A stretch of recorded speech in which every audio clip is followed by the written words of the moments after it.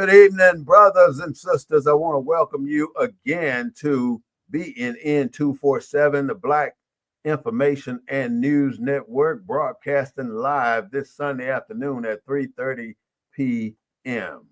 We bring you the news from a Black perspective. I want you to know that we do not own the rights to the music that you may hear, but we do own the rights to what we say. So, without further ado, I'm going to go and give you just a little bit of the news, and then we're going to go into our subject about how federal dollars support our students in our school across this country. As you know, the president deployed National Guards, or two, or, no, actually, the president has to deploy reserve forces to Los Angeles because the ICE raids were getting on the people's nerves and they were really, really upset about that. So right now there's a standoff and they're waiting for the protests so they can start fighting. And I mean, again, here we go. Black people, stay your ass at home. I'm telling you, because we don't need to be out there in those streets trying to fight people with weapons, with tear gas, with batons, and you out there with a bottle of water and a can of Coke. So stay your ass at home. Uh, Law enforcement don't go out. Our regular law enforcement don't go out every day with masks. So why is it that the ICE is covering up to go into these communities and act like they Mustafa or some damn body coming up in there undercover and with masks on, and then half the time they don't want to identify themselves on who they are and what they are representing when they come into your city. So that's not something we really want to keep looking at. Mike Lindau, the pillow guy, is running into issues because of his political involvement. And one of the big questions we did have was whether judges was going to start wearing masks when they get to sit up in the bench. But without further ado, I want to introduce to some and present to others the none only Mr. Claude Foster, our co-host for BNN 247. Good afternoon, my brother. Glad to be with you on another Sunday afternoon as we discuss the issues and how they relate to the Black community from a Black perspective, and hopefully that we're educated and informed Black folks on what they need to do or not do. So I look forward to our discussion today on one critical issue in our community, which has always been, I would say, number two after voting, and that's education. Or you could make the argument that education was number one and voting was number two. But these are two very important issues for the African American community, and we need to understand what's happening and what's going to happen next. And hopefully through our show today, people will get some sense and recognition of actions, or at least be better informed, so when they talk to their elected officials, they can have the kind of conversation that's going to be beneficial to both them as a parent, of the community at large, and society, so that we can thrive for a better community. But this issue, the eliminating of the Department of Education, is going to have a huge impact on the Black community. Same thing with Medicare and Medicare funding. But it's education especially, because most Black kids get 3 meals a day in school. Their only contact with medical folks is through the school nurse in the course of a year. So any cuts to funding to the states to care for a population that most of these southern states don't give a damn about anyway is going to be catastrophic.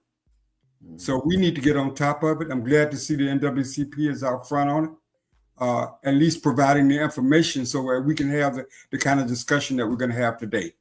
So I look forward to our show today to talk about these critical issues. Well, I'm so glad to have you, my brother. And I'm absolutely sure that you're well versed in this area. I mean, it's one of the biggest most important things that we have to do to keep this the way we want it is to vote. And I know you've been a advocate for voting for a long time, and you've also been an advocate for us having our own state for a long time. Well, And but you've kind of convinced me that that won't work. have a Because state, right? well, because here's the thing. The people that put together this country, right? Mm-hmm. They were able to compromise.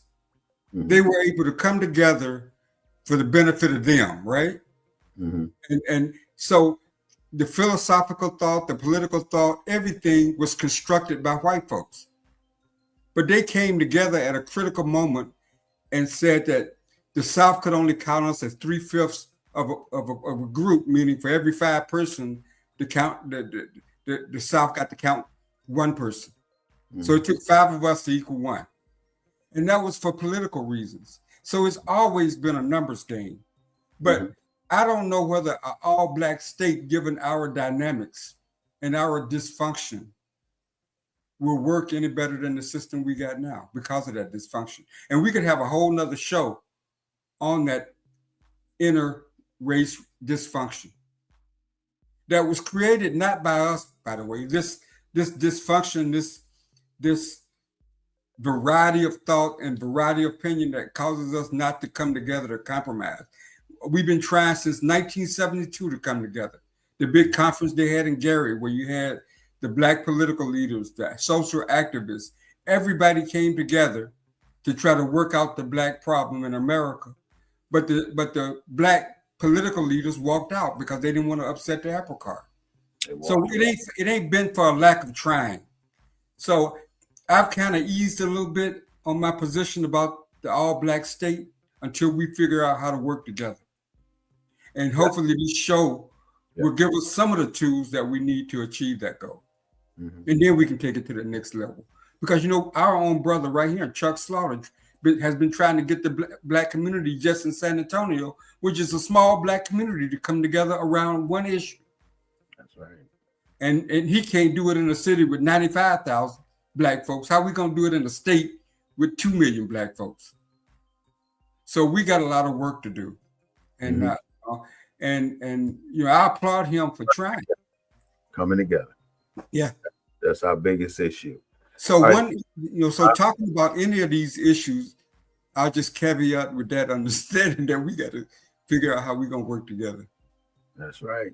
That's probably the number one issue that we have in our country. We haven't had a leader in over 50, 60 years now, as one person taking us in one direction, since Martin Luther King, technically. That's the last person really stood out and spoke on our behalf as a nation. Well, when you include Malcolm in that? And really, we haven't shown ourselves to represent a nation yet. Yeah. That's where the problem lies too. But we want to talk about today how federal dollars support each student in your state, in our state, in any state in this United States of America.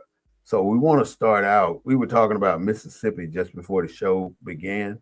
Right. So I'll go right back into Mississippi and just do a little breakdown, and then we're going to break it down even further as we go through Mississippi. The state of Mississippi allocates from federal funding sent to the state, $1,948 of federal dollars per student coming to the state of Mississippi. Right. Now, that's 16%. 16% of federal shares of all dollars support public schools. $854.1 million total federal dollars all the way through 12th grade. That's a lot of damn money that the federal government supply each state for schooling. And Lyndon Johnson was a spearhead in getting these funds allocated to these states.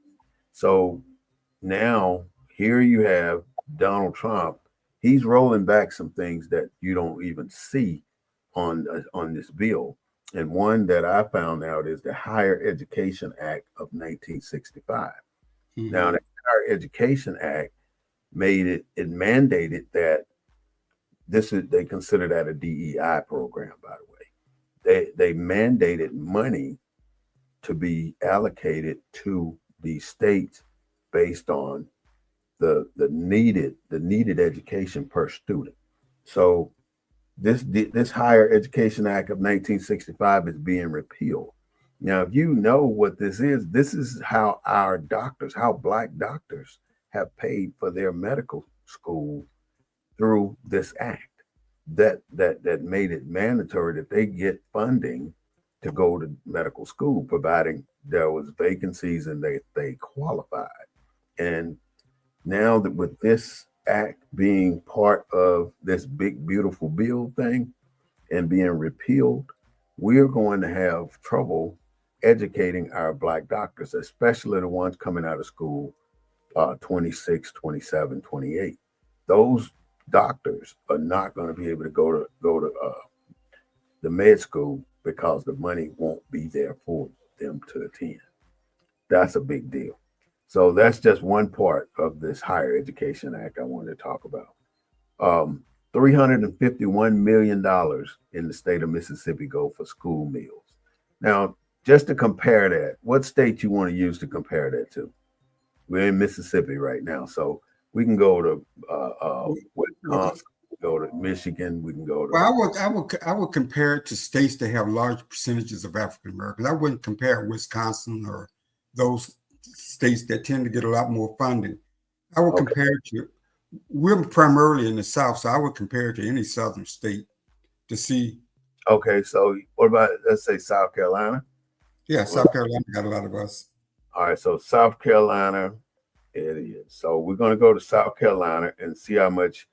Okay, they do $512 million for school meals, but they do $1,534 per student.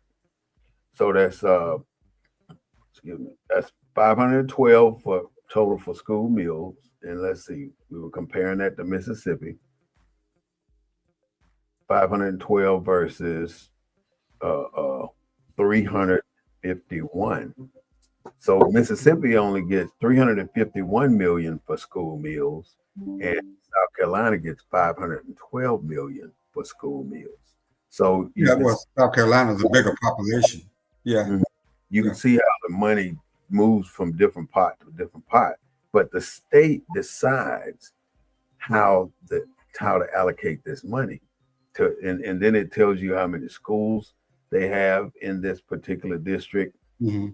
And let's see, I don't see it readily available right now, but 3.9 million for impact aid grants to compensate schools for the cost of educating students residing on federal land exempt from taxation. In other words, military bases.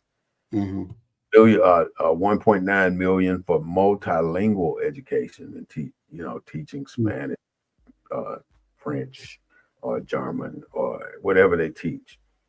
After school programs, extended learning, they do 6.9 in South Carolina in Mississippi for extended learning.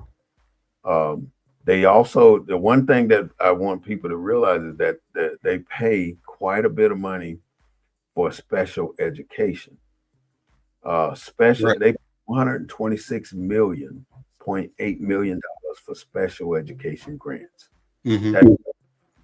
That's the busing, special busing for special education children, and the classroom attendants and the medical assistance that's needed for those special education kids. So it's a lot of bucks, a lot of money right now coming from the federal government. So Donald Trump is threatening all these states.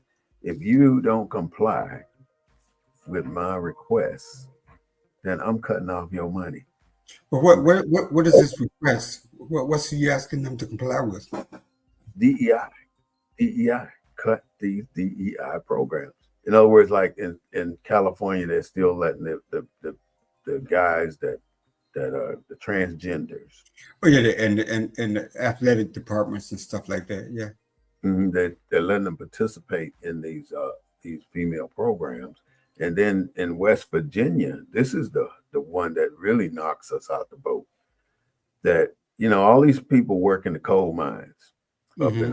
Virginia, and they are they got the black lung stuff coming from a result of working in those coal mines over 30, 40 years.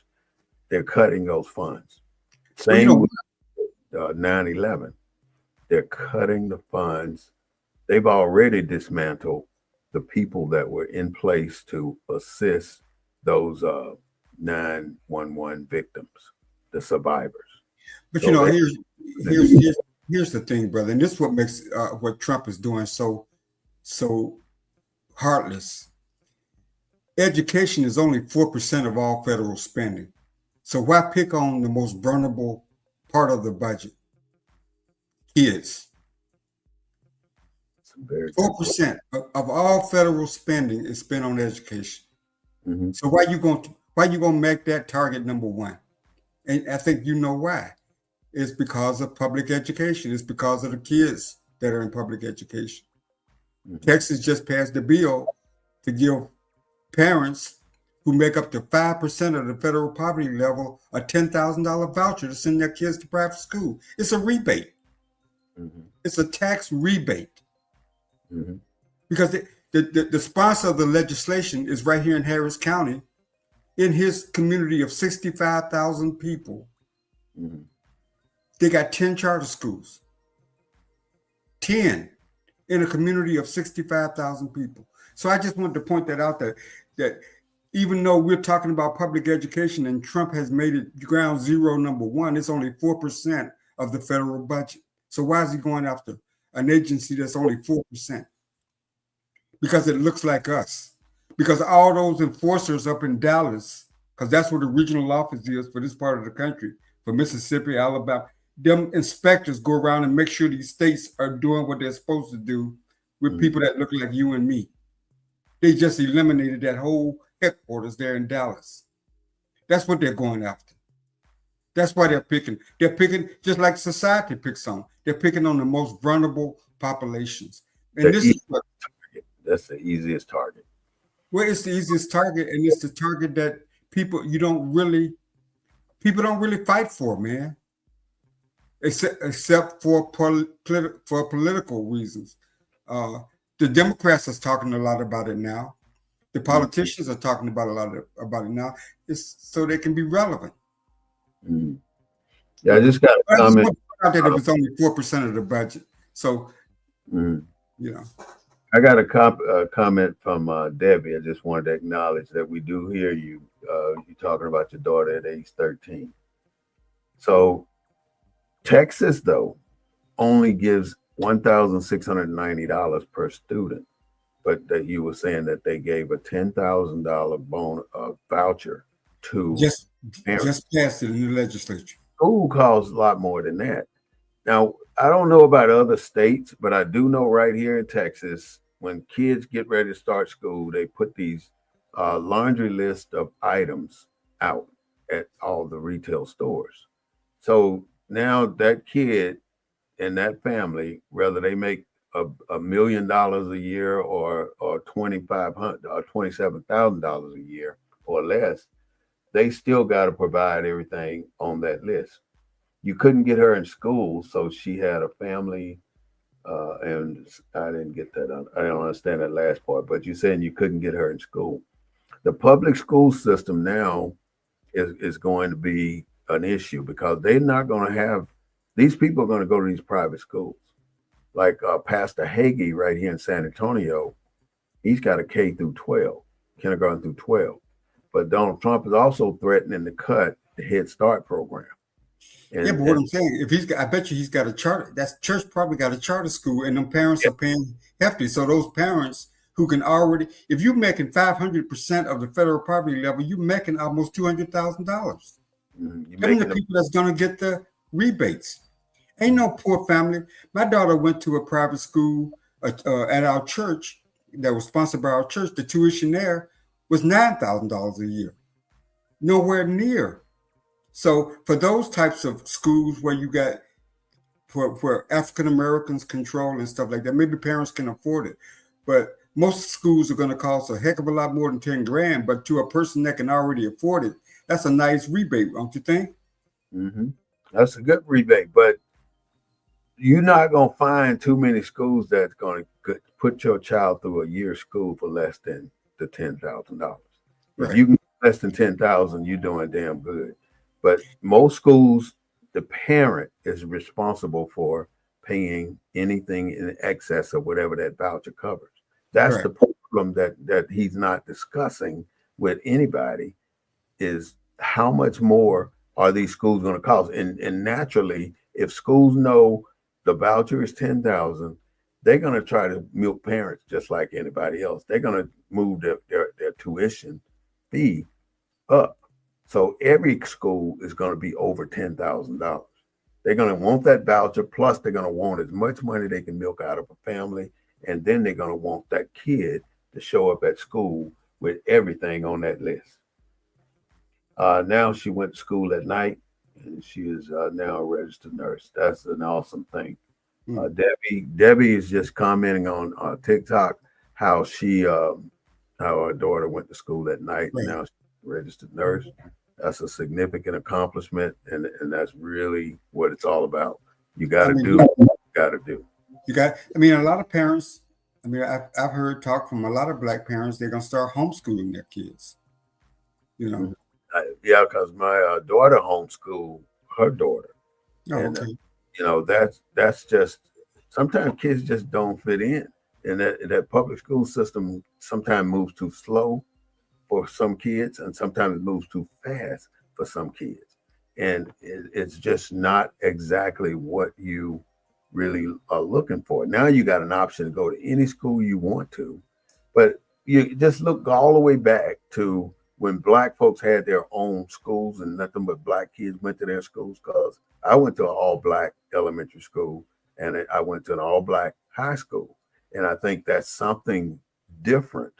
And people, if that had happened to most of us, we would be more secure in who we are as black or African American or Moors.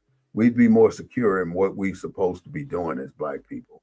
But Well, in it, most it, of the urban areas, they saw too much power in us going to our own schools. They broke it well, up with in segregation. most of the urban areas in the cities, at least, like Houston. I mean, I compare Houston. Most of the most of HISD is in the black areas. They're mostly black, in the Hispanic areas. Well, they're black and Hispanics because Hispanic immigrants tend to move into black communities Mhm, because that's where they can find the most seclusion at in terms of their presence. mhm. But HISD is primarily black and Hispanic. And the reason why the state took over HISD, you had basically a all minority school board, Mhm. and So Harold Dutton, the state who's the took. state representative, who represents one of the poorest areas of Houston. The kids had been failing for 10 years straight. So he in passed the public school system, in right? HISD in the public school system. 10 Okay. years straight.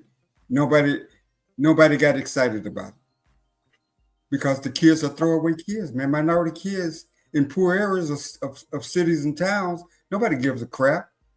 How can Mm, this? How can kids fail year after year after year after year and with no intervention? it's hard. That's how I it's. So a black man filed that legislation, and that's why HISD got took over. we gotta take responsibility somewhere, Claude. And I'm thinking that we are responsible for guiding our children through school and not allowing them to fall victim to the system. I agree with you. Yeah, I agree with that.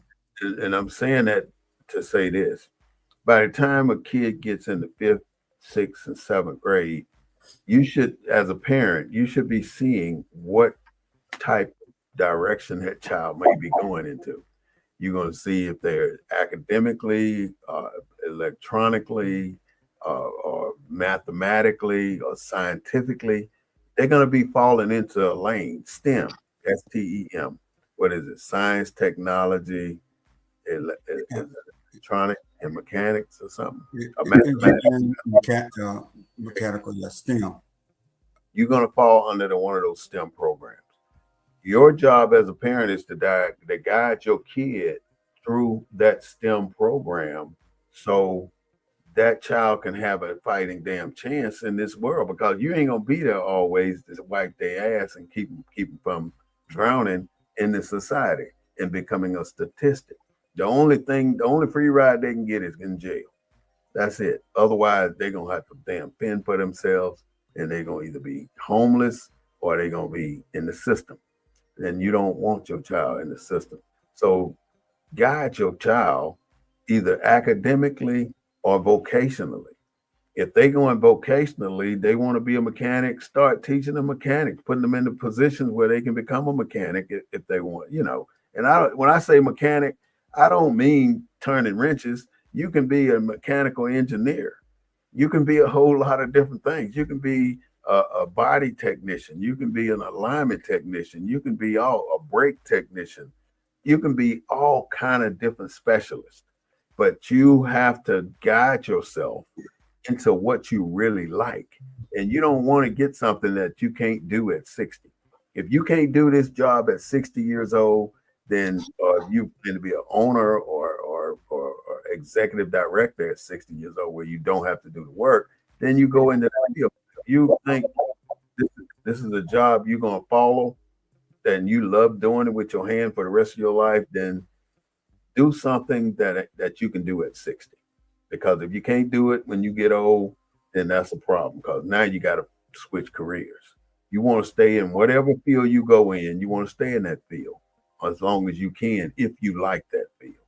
So that's a big deal. In Massachusetts, anyway, MIT, Massachusetts Institute of Technology, just killed their DEI program, by the way. But in Massachusetts, I was living in Worcester, Massachusetts for a few years, and that society had two distinct high schools. The one high school was dedicated to academics, scholar STEM type, college bound students. Then they had a vocational high school, which had every damn trade you can think of in that high school. It wasn't no, they did academics, but they focused on vocation. And I love that school, man. The way they had it set up, it was a beautiful system, and it worked. Well, you know, those kind of things works in states that's never been a slave state. Massachusetts has never been a slave state, ever. So equality works best in those kind of states. That ain't where we are. Mm-hmm. We're in Texas and Arkansas and Louisiana and Mississippi and Alabama and Georgia. You calling Alabama the Confederate states? What's up with that? I mean Maryland. I mean Massachusetts never been a slave state. Neither is Pennsylvania. Even though some people would argue that the areas in between Pittsburgh and Philadelphia were okay. Is Alabama and Mississippi, but I get your point. Mm-hmm. Massachusetts has an education system that should be a model for the country. It should be. But you know what? Massachusetts got the lowest damn dollar amount that you can find. They only pay $1,553 per student. So because the state probably invests in education itself. And when you look at the minority population, what's the minority population in Massachusetts? Shoot, I couldn't tell you offhand. I'd have to look it up. Yeah. But it's not what Mississippi or Alabama or Georgia or Texas is. I guarantee you, they don't have those kind of numbers.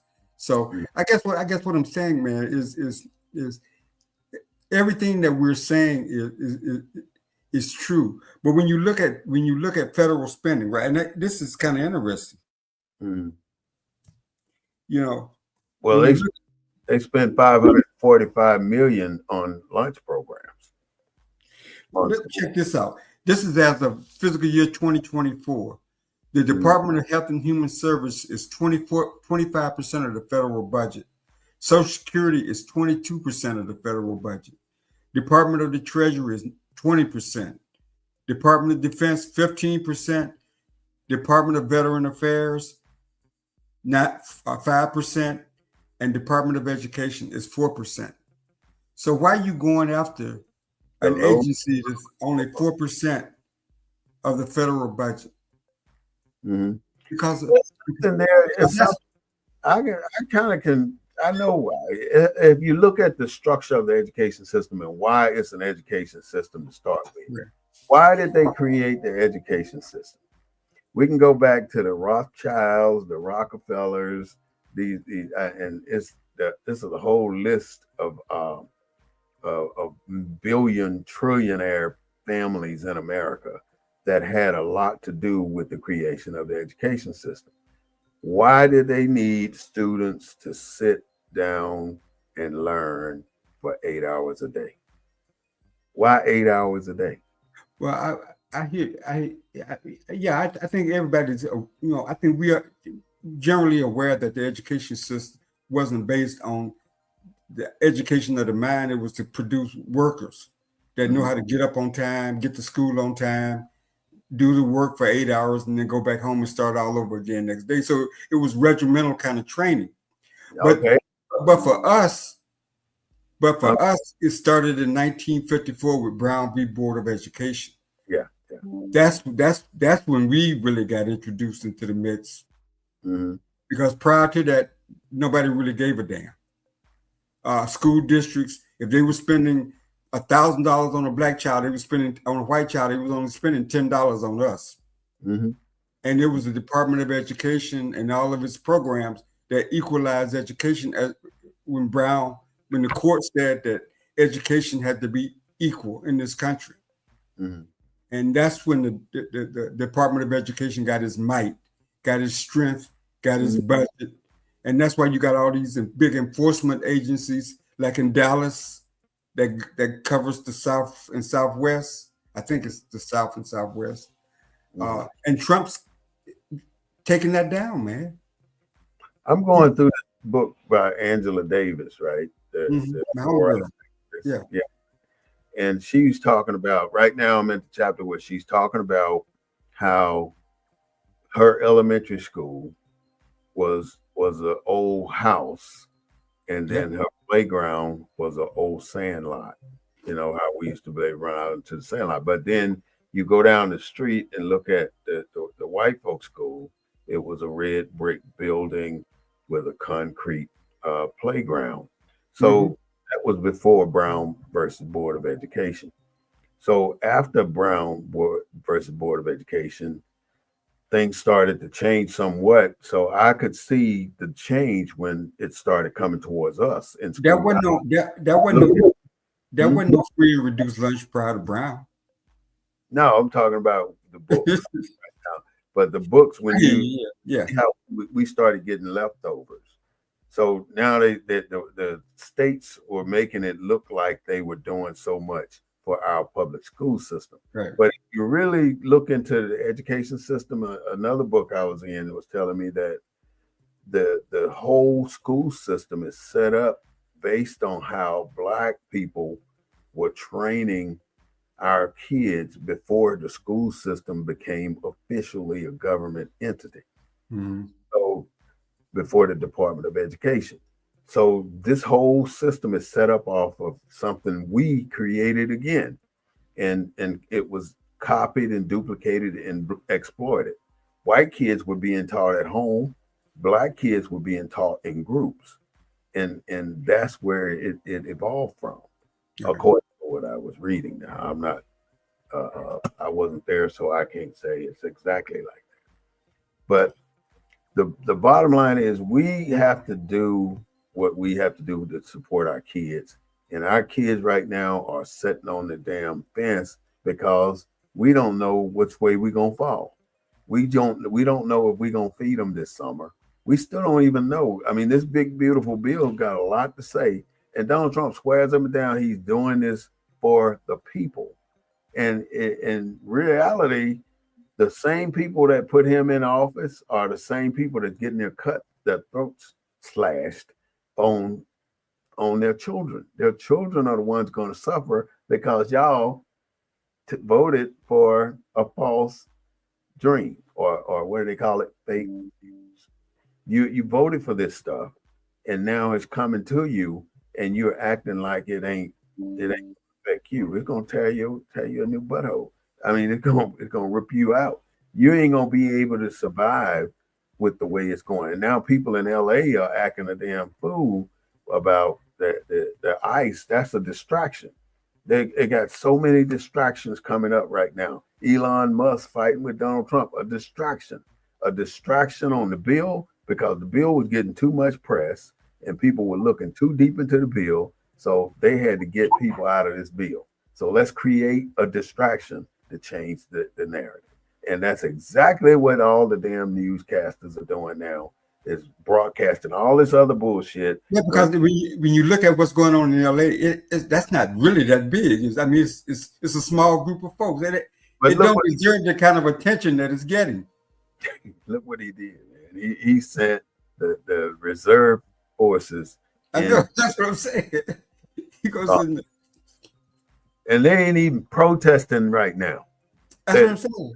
They're in muster formation. He sent 2,000 troops. And governor of California said he's a bunch of crock of bull crap, and they don't want the people there. But he can't stop the federal government from doing that. But then, in my thought process is, why are they allowing reserve troops to turn against the American people?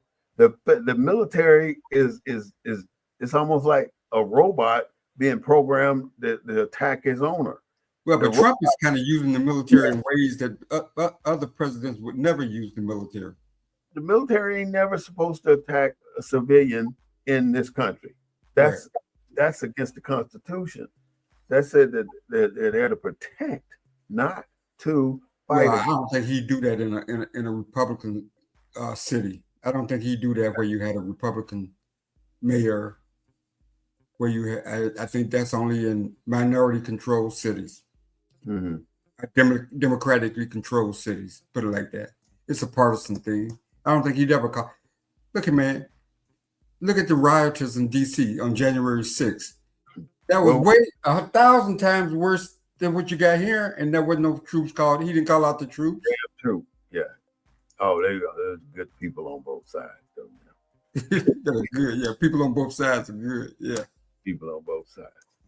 All right, so all these different states got all this federal money. So you said it's 4% of the annual budget, but we're going up. They're going to increase the budget by $3.7 trillion over 10 years, according to what these mathematicians say. Are they going to increase the education budget by cutting out all this?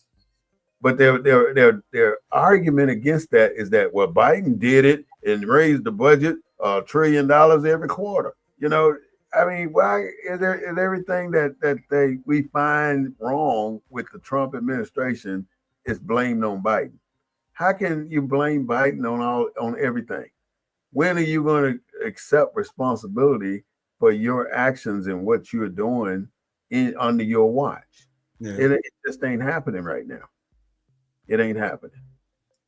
I want to go down the list of what all this money is for. Yeah. Let's hear that. All right, so we're gonna take one state, which I'm gonna take Arkansas, and this is federal shares of K-12 funding, right, and how it's allocated. Okay, so in Arkansas, each student gets $1,800. No, let's do. I don't want to do Arkansas. Let's do Louisiana. I think let's do Louisiana. Louisiana got it going on. In Louisiana, every student gets $2,121 federal dollars per student attending a public school. So that's the beginning. So 13% federal share of all dollars support public school. That's in Louisiana. Percent of all federal dollars going to Louisiana support public school. $1.3 billion total federal dollars for K-12 resources and staffing in public school. So they supplement the school teachers. They supplement the facility if they need, new gym and new something like that, new fence, whatever. 14,862 school staff supported with federal dollars. And I don't know if that's a particular line of it's probably school teachers and Right.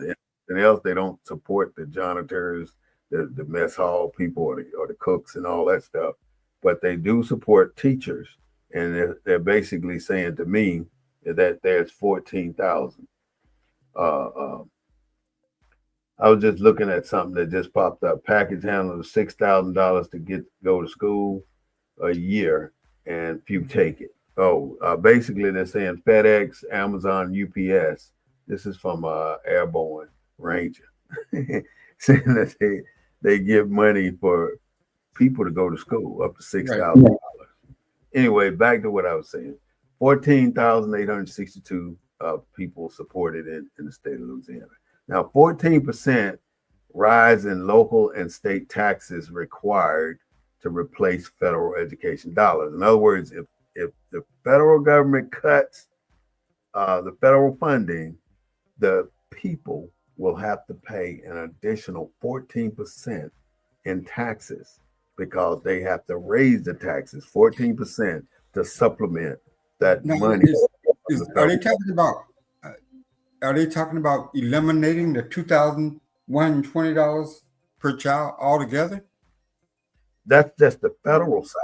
Now, that's not saying that that's all the child pays. No, what I'm saying, but you're saying that the federal, are you saying that the federal amount is going to go away? Yes, all the federal money is being pulled back. So that means for the state, the federal money is 2,100, but the state money can be 4,000. No, but what I'm saying is, so when they reduce the budget, they're going to eliminate the total federal share. That's what you're saying? That they're taking percentages. I don't think they're going to take the whole 2,100. They'll probably take 50%. But what they're doing is using it as an intimidating factor and an unknown factor. They're not going to tell you whether we're going to take it all or whether we're going to take a piece of it or we're not going to touch it at all. They're not going to tell you, but they're going to put it over your head and say, you make the call. And if you make the wrong call, we're taking it all. That's what they're using it as leverage to get them to sign off on the big, beautiful bill. And if they sign off on the big, beautiful bill, they're going to lose. It's a lose-lose situation. You're going to lose if you sign off on the big, beautiful bill as a state because they're going to take money anyway. And you're going to lose if you don't sign off on the bill because he's going to look at that as you in opposition of him. And anybody stepping in front of Donald Trump's way, he's going to run over you any way he can. And he's in the strongest position in the world today. And being in that position, there's no stopping him from the power he has. And until the American people, us, stand up and say who we are and that we got to use the only thing we got is our vote, nothing else. You can't do a damn thing about the decision this man is making in Washington, D.C., but raise hell and protest. You can't stop ICE from coming into your community because if you try to protest like they're doing in L.A., you already see his reaction is slam the brakes on your ass and put the biggest force ever on you to shut you down. And that's exactly what he's doing. And now these people with no money to start with going to catch a case behind some bull crap. And now they got to go to court. You don't go to court, you get a warrant issued for your ass, and you're going to end up in jail. So it's a domino effect that F's up a community and it turns the entire system upside down. And ain't nothing Gavin Newsom and nobody else can do about it because it's a federal operation that's being conducted in your domain, in your whatever you call it, your state. And the agreement that you have as a state is that you will never go against federal law. That's how you got your incorporation agreeing that you would never try and trump federal law. That's why Texas is still a state of the union and not an independent republic. because Texas wanted to be an independent republic, but it can't because it agreed to be a state. Right. And so it signed off to be under this corporation of the United States of America. And now you got to abide by the corporation rules, or you can be taken over by martial law by the federal government. They can send the entire United States Army or Marines or Air Force or anybody they want over to down to your state until somebody says enough is enough. Right now, look at what's happening. This is just a test to send those reserve soldiers in there because the federal holds the reserves. The local holds the National Guard. The state holds the National Guard, and the federal holds the reserve. Now, those soldiers that are down there in LA now are reserve soldiers. So, under federal control, they're there to support ICE. And ICE is going in there with masks on and they're kicking ass. So what should our response be toward what we're seeing? We should just sit back and watch things unfold because us getting involved ain't doing nothing but create more problem for us. We ain't got our shit together enough to be out there trying to do shit for nobody else. Should our Black leaders and civil rights organizations be speaking up? They should have something to say, but they shouldn't have no damn marches, no singing. You know, if you no lawsuits, get out of the way, say what you got to say that you're opposed to it, but there's nothing you're going to do to make a difference right now. Don't be out there in the streets catching cases when you can't afford your damn lunch. Well, I hadn't heard that many leaders speak out about it. I mean, it's been on the news all weekend. They're worried about their status too. As soon as they say something, guess what's going to happen? They're going to too. Look at what he did for Harvard for not letting his son go there. Yeah, ooh, he's on Harvard's ass. You think that's the real reason? I would put $100 on it because I mean that's just how trivial things are in this administration, where you focused on what other people have done to you, and you going after them. So I'm surprised Elon Musk didn't shut the hell up now, but he has, because he threatened that program, and now that shut him down. Right. Today we have enough information. We know what the propaganda is by Democrats and Republicans. 100% on that one, because both parties are FOS. What do you think about Jean-Pierre, the Biden's press secretary, leaving the Democratic Party? And writing the book. I think she's on her own to do what she needs to do, and that's fine. I mean, people have the right. I have Republican friends. I have Democrat friends.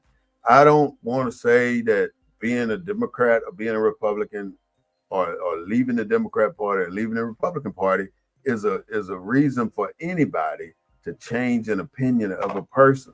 I mean, because everybody got a right to their vote. Being one or the other is just like having a right to vote, and it should not dictate your character or who you can hang around or be around in the world today. But we can make it to the point where it's almost like subliminal segregation, when, like you're saying, the white got to be over here and the black got to be over here all the time. You can't commingle. But that's what you're saying when you hold a bias against somebody just because of the party that they are in. Again, you hold a bias because of the color of their skin. You know, there's no reason to make me mad at a black Republican. You just have to understand their reason for doing what they do and allowing them to do what they do, because it ain't your choice no way, it's theirs. Just like it's my choice to be who I want to be, your choice to be who you want to be, your choice to be who you want to be, and nobody can tell you any different. This is America. That's the way it's set up. But the whole system right now is sitting on thin ice. Well, she said she resigned because, I mean, she changed parties because the party didn't support Biden. I mean, You know, they did. They when they, threw him under the bus at the last minute and put Kamala Harris in without proper preparation vetted, and right. exposure. They didn't give her the proper exposure, and that's why I think the things happened the way they did. But this is all part of the big scheme of things. The plan was already to make it this way, to wait till the last minute, put her in. Now Donald Trump will win. And the Democrats, as well as the Republicans, already knew the outcome. They already knew. But we're the ones that's so far down the line from all the political hype and misdirection received from Washington. We don't know whether we're going or coming as a citizen of our country. We Well, don't should, know. well, should the NAACP be extending an invitation to Trump to attend the NAACP convention? Should the Urban League be extending an invitation, or should they just blackball him? I mean, what's your position on that? What is the point of bringing Donald Trump to your convention? You get the same Well, he's the thing. president of the United States, right? I mean, Yeah, but you're getting the same thing on a different day. He's not bringing you anything different or anything new. You already see all of his cards are laid on the table. There's no reason for you to bring a person with all this stuff. All of his ideas are on the table. You bring Eric Dyson, bring him. You want to bring somebody to the NAACP? I mean, the NAACP has a history of inviting the president of the United States, and they. Yeah, I mean, look at the history of slavery before the Emancipation Proclamation. No, I'm just saying that's been. So there's no reason to say that you got to invite him. So we should ignore him for the next 4 years. I would not invite him unless I had an interest to invite him. So we should ignore him for the next 4 years. Would be unless I would, if I was president of the NAACP. This is me. Right. I would be against inviting Donald Trump to my convention, and if the body chooses otherwise, then I go along with it because that's what the body chose. But it was not my choice, and I would not have to hold an audience with Donald Trump while he's there. Because y'all want to hold an audience, y'all go right ahead. You appoint somebody to be his escort and whatever else you have to do, but it won't be me. That's how I would do it. But I don't see the purpose of him being there because he's already shown his colors. He's working on, like you keep bringing it to the forefront, the 4% that. How about all the black Republicans that belong to the NAACP? They full of shit. They may want him to come. They can come if they want to. I mean, there's no barrier. There's no barrier. I mean, what better organization to challenge him and to have a discussion with him about education than the NAACP? Thurgood Marshall. What can he tell you about education? No, I'm just saying the whole purpose of politics. He's educated. He can't tell you anything about education. Look who he put in charge of the education department. The wrestling coach. No, the owner. Well, I'll just say she probably was a coach at one time. Oh, really? Saying, you got to be out your cotton picking mind to be putting the people that you put in charge of these things. You put this man who had bugs in his head in charge of the so, cancer. But I'm serious about the question, though. So our civil rights organization should avoid this administration? No, I'm not saying avoid them. I'm saying don't solicit it. Don't solicit them. Why would you go after this man to be at your convention? No, I say extend an invitation. Extend an invitation for him to speak. Oh, that's a bunch of crocker stuff. See, he spoke. These European protocols that we can't grow to our own dignity because of it. Okay. I'm not obligated to invite him because if I'm the president right now, I'm not obligated to invite Donald Trump, and I won't invite him. If he want to come, he should send a letter. Otherwise, don't call me because I ain't talking to you. So I if don't he have anything to so if say. he said I want to come, would you extend an invitation? No. If he said he wanted to come, would you allow him? This is the president of the United States. Yes, of course. If he wanted to come, he contacted us and said he wanted to come, then of course, come on. That don't mean you're gonna get the dignitary position that we would give you as our chosen guest speaker. Mhm. In other words, let's say we picked Eric Dyson, he would receive all the lights, whistles, and bells of that position to be our guest speaker. Donald Trump would receive the time, the place to do what he do, but he would not be given more than our designated guest speaker. Correct. That's how that. I mean, it's all about protocol. If you violate protocol, which he does all the time, and expect to be treated with protocol, then you and the people treat you with protocol. It's not Donald Trump's fault that the people treated him with protocol. It's the people's fault for being such gullible butt kissers that they allowed him to put them in a subservient position. And that's what he would be doing to the NAACP if they put him in high veneration at an event like the convention.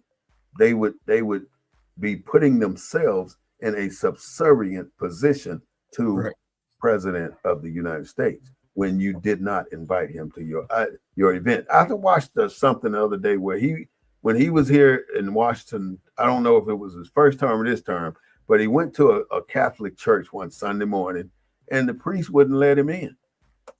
He stopped him at the step. You can't disrupt my congregation like that. We already got plans to do this, that, A, B, and C. Why are you here? This ain't no photo moment. This ain't a moment for you to come here and get some publicity to get you some good commercials. So, well, we don't really want you to be here. If you want to come, announce yourself. Your schedule should be already made. You don't just jump up one morning and say, I'm going to church.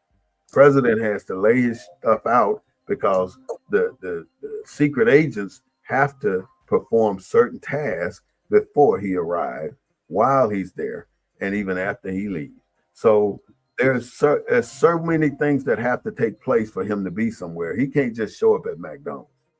He has to go. He has to be announced or made, whatever. But let me get through these last few things before we go Yes, yeah, brother. further. And so 8.9 million for career connected learning to help students learn about career pathways. 34 million to improve instructions to help teachers improve themselves. 4.6 million in after school program, and it's basically to provide extended learning opportunities, to get tutors, to get activities to keep students engaged after school.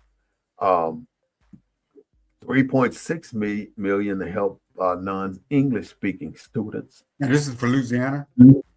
1.8 million for rural schools to address unique challenges like busing or having the same opportunities as the people that live in the city where the schools are.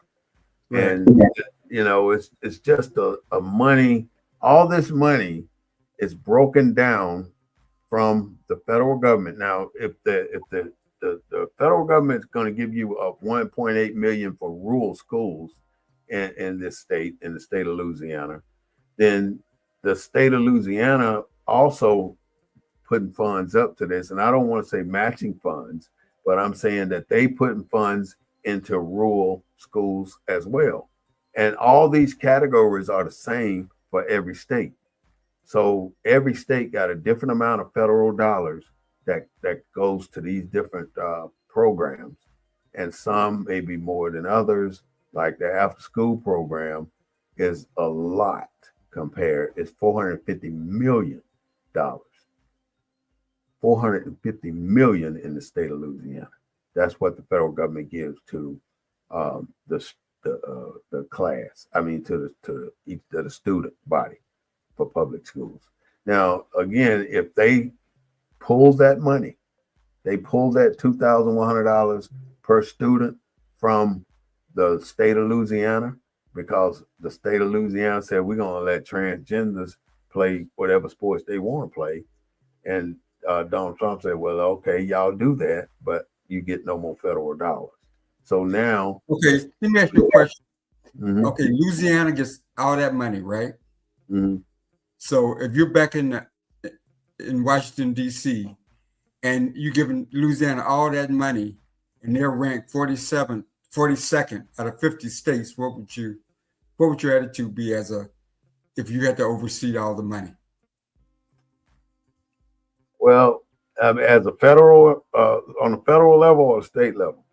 No, I mean, if you're piling that kind of money into Louisiana and they rank 42nd out of 50, well, what's your position? From the federal level, I'm thinking that something's broken, and that if so would you give something broken? Would you continue to give something broken money? It happens all the time. I mean, we have always given. I'm just curious. I mean, get broke. Look, they bought that damn Gamma Goat. I don't know if you know what a Gamma Goat is, but it's one of the worst pieces of damn equipment that the government ever bought, and that's what we kept putting money into it for no reason. So we spend money on bullcrap all the time as a federal government. And look at this new plane that they just get from wherever, I forget the country, the $100 billion plane that they got to put another 20 billion in it to convert it to American standards and make sure that it ain't bugged in every nut, rivet, and bolt and wire. It's just too much. You might build a brand new plane for all that shit. You got to tear that plane down to nothing and then put it all back together for it to be used as the presidential Air Force One. So it's going to cost you the same amount, because Boeing ain't no joke. They're going to charge you 30, 40 billion dollars or whatever it costs to do that plane. And I don't know if they're going to let Boeing do it. They're probably going to let Elon Musk company do it, the way shit works around this country right now. So out of the money, ain't no way you're gonna decide for that state what needs to happen because they fail on the academic level. Right. I don't know how you change that without parental involvement. And over the last 20 years, you have, I don't know if you've noticed it, but I have, how parents have been slowly pushed out of the control of their kids during school hours. There is no parental control involved. There is hardly a time when they'll let a parent go to a classroom and observe. They don't want the parents nowhere near the school while the kids are there. And that's a problem, because kids are running rampant in that school. And the discipline, the education, the focus on individual students is totally opposite. I mean, Black kids are being expelled and charged and harassed 10 times more than white kids in most of the school systems. Right. They're the ones who get the charges. The white kids don't get no charges, and they're the ones who starting a lot of the stuff. But then when push comes to shove, you see these kids, these white kids come in with all these manifestos and to do harm to people. And they do the harm to people. And then we don't know what happened. We think it was something mental that caused them to be that way. We don't know, but maybe we can do something to change it. There's nothing you're going to be able to do to change it. It's the only thing you're going to be able to do right now with them federal dollars is do what you're doing. Hold it over their head on this bill. That's it. You ain't going to be able to, if you take that money, the only thing you're going to do is cause the tax rate to go up 13% for them people living in that state. Mississippi moved up to 39th. What did y'all do? Y'all used to be at the bottom. No, well, I mean, they call it the Mississippi Miracle. What happened? When you realize you ain't bringing up nothing, then you're going to do something to get it right. And it's what not. Did they do? What did Mississippi do? It's not. It's not the government that did it. It's the teachers that did it I mean, because did they pay the teachers more? I mean, what caused that turnaround? how they did it. I don't know. They probably trying to avoid that 16% federal income tax increase if the federal dollars go away. But I think everything that changed, it's not based on what the government forced you to do. It's based on what you do. And you, They call it the Mississippi Miracle. They've been talking about it in Congress. They questioned the Secretary of Education about it, and she said, "Well, she didn't have an answer. She didn't know what the answer was." don't know. She don't know what is it, habeas corpus. She don't even know what that is. She don't. Really? She don't have a clue what's She's a going on. wrestler. She comes out of the wrestling world. She just got money. She's a what? She just got money. You know, they was questioning her. She didn't know a lot. Intelligence, but she got money. She got money. But she don't have anything to do with the change in Mississippi. I guarantee you that. No, because they asked her, and she didn't know. It's based on the teachers. Because if they realize you at the bottom of the well. Did Mississippi pay the teachers more? Did they pay the teachers more? I don't know. I haven't tracked their salaries, but I don't know if they did. But whatever they did, it's all based on the teachers. Yeah, it took Mississippi from the bottom. I think Mississippi was like 49th, and now they're 38th. Hey, you're on the right track, right? That's what matters. And you can rest assured the government didn't do it. The teachers did. So today, our discussion has been based on federal dollars supporting students. There's a lot of money going to each state based on the government. And the government sending it there, and the states are deciding how to break that money down. But the government's saying these are the only programs that this money can support. So the states decide how much they put into each program. So the one that bothers me the most is the school lunch program, because if they decide to do this cut to SNAP, if they decide to do the cut to the SNAP, they decide to do the cut to Medicaid. Now SNAP comes out of the Department of Education, the agriculture budget. Are they cutting that? That's what they're cutting? That's part of the cuts, yeah. Okay. But that's where it cuts it's part of that 4% budget. It's money that it's not specifically SNAP, but funding for SNAP is part of it, which is not all of the money for SNAP. So it's a portion of it. So if you take away $1 million from SNAP in any one of these states, in any school program, you're going to take away lunch for the summer for what, 1,000 kids. You're going to take away money for to support children, and that no matter how, if you take $1,000 away, you're going to cut a child. You're going to hurt the lunch program for child, and it's not going to. In some cases, it won't stop the food, but it will lower the quality of food. You no longer can buy high quality. You no longer can buy good, sustaining mentality and mental power quality food. You got to buy substandard food to feed your kids, like generic this or generic that, no name bread, no name milk, powdered eggs, shit like that. When normally you can buy. And most people don't realize that when you cut funding for disadvantaged kids, the services and stuff are not just for disadvantaged kids. Everybody benefits from those services at the schools. You don't tell a child that's not eligible based on their income or something, a free and reduced lunch, that you can't access this program or you can't access this learning model. That ain't the way schools work. So even though it's a per pupil allocation, every student in that school benefits. If a child that's not eligible for free and reduced lunch says, I don't have any money for lunch and my parents didn't give him for any money for lunch, you think they're going to let him starve? He's going to get one of those meals for free. If he ain't on the program, not if he ain't applied for it, he ain't getting shit for free. My wife is in it. I'm just saying that they'll sneak and get that child a meal, but they'll get fired for it if they get caught. Okay, that's another statement. But what I'm saying, they're not gonna let them go without food. They're not gonna say you can't eat today. What administrator would say that? What what do you call them? Food service worker who's going to risk their job to feed a child? None.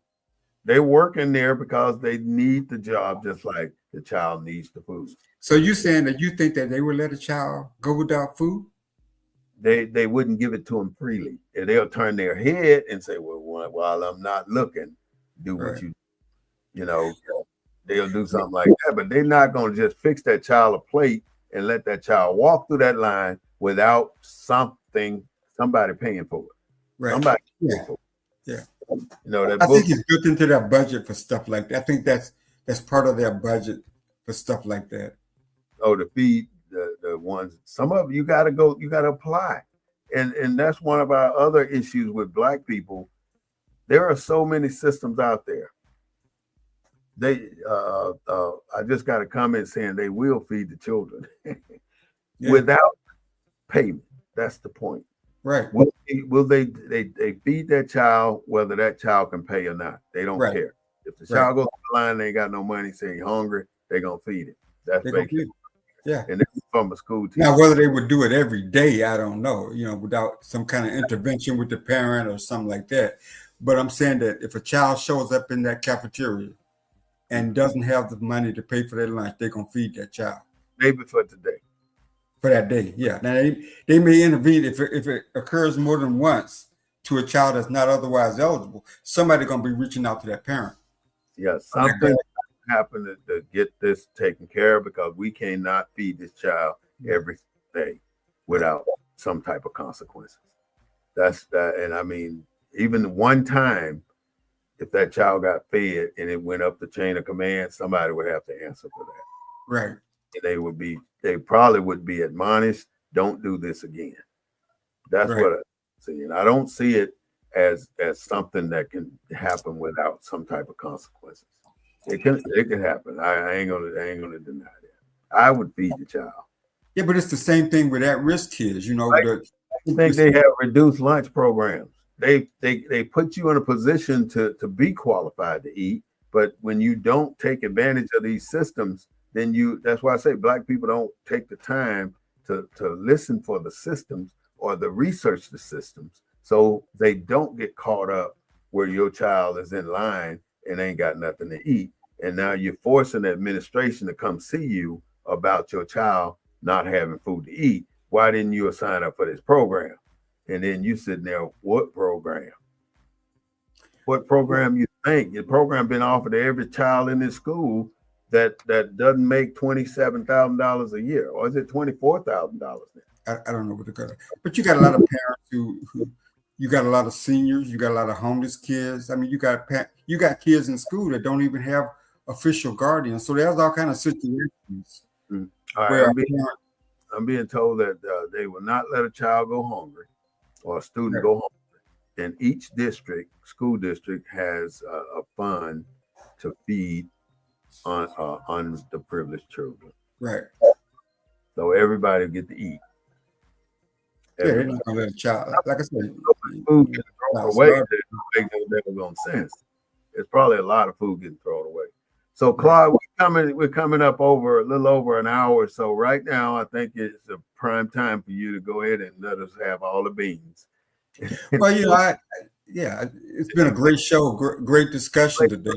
Yeah, it's been a great show, great discussion. I think that politics drives everything. I mean, what this administration is going to do is we're going to feel it, and how we respond. I think that for the next 4 years, I'm still kind of trying to figure out. I think information is the best medicine right now. Mm-hmm. The more information we can get out to the public, the more they understand and can influence politics. I think that's the weapon of choice right now. And I think this show dealing with education, because education has always been important in our communities. So having a discussion today about the impact of educational costs, I think it's important to weaponize our listeners. So they got some ammunition and something in their weapons bag that they can use in terms of discussions or debates or when politicians want to come and talk in their communities. I think that they got enough information to give an appropriate response. And but really information is the key. So hopefully we've been able to provide that today. All right, there you have it, ladies and gentlemen, brothers and sisters.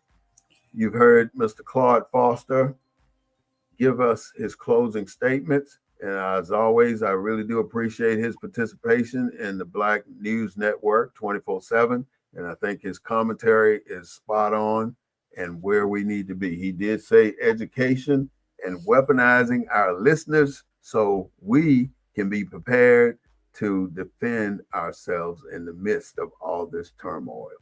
So thank you, Mr. Foster. I will see you next Sunday with another hot topic for our people. Sunday. Same time, same place. All right. And I see a note saying, thank you for keeping us informed. So thank you so much, Miss Jeanette Jenkins. All right. This is the Black News Network, the real voice of Black USA, broadcasting live every Wednesday at 3:30 p.m. We broadcast from a Black perspective, bringing you the news that you can use. On an average day, our American news forecasters talk about so many different topics, and they talk about these topics, whichever ones are popular for the moment. And they turn their backs on things that really do affect the people in our communities. So our job at BNN 247, the Black Information and News Network, is to bring you the news from our perspective and to keep you informed and up to date on things that matters to you. It's all about us and you knowing where we need to go with different things in this country. And from the Black News Network, we will be back on Sunday at 3:30 p.m. And I want to really say thank you so much for tuning in to our show. Don't forget to subscribe to us on YouTube. Follow us on Twitter. Follow us on TikTok. Do all of these different things that people do to help us promote this platform and get the information out to different people.